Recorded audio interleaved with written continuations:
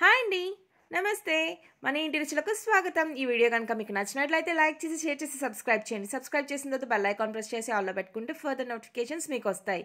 ఈ వీడియోలో మనం సింపుల్గా అయిపోయే పండుమిర్చి కొబ్బరి చింతకాయ పచ్చడి ఎలా తయారు చేసుకోవాలో నేర్చుకుందాం.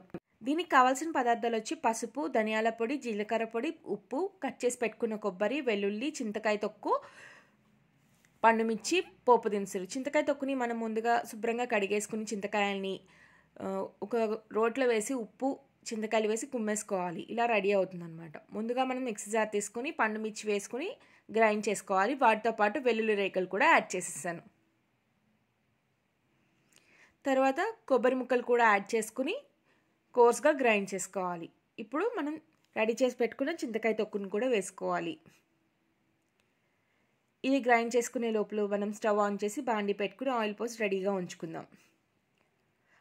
ఆయిల్ వేడెక్కేలోపు చింతకాయ తొక్కు కూడా రెడీ అయిపోయింది. పండుమిర్చి, చింతకాయ, కొబ్బరి తొక్కు కూడా రెడీ అయిపోయింది.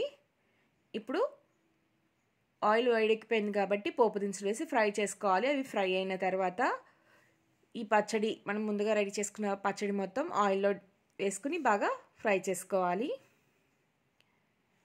ఆయిల్లో బాగా మిక్స్ అయిపోయిన తర్వాత పసుపు, జీలకర్ర పొడి, ధనియాల పొడి,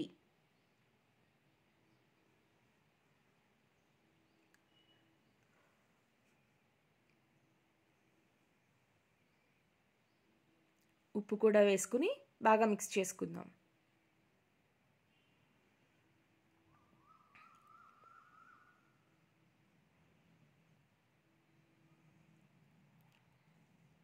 ఇలా అన్నీ మిక్స్ చేసుకున్న తర్వాత స్టవ్ ఆఫ్ చేసేసుకోవాలి. ఒక సర్వింగ్ బౌల్లోకి తీసుకుందాం. ఎంతో టేస్టీ అండ్ యమ్మీ అయిన పండుమిర్చి, చింతకాయ, కొబ్బరి పచ్చడి రెడీ అయిపోయింది. ఇది వేడివేడి అన్నంలో నెయ్యి వేసుకుని తింటే చాలా బాగుంటుంది. Thank you for watching.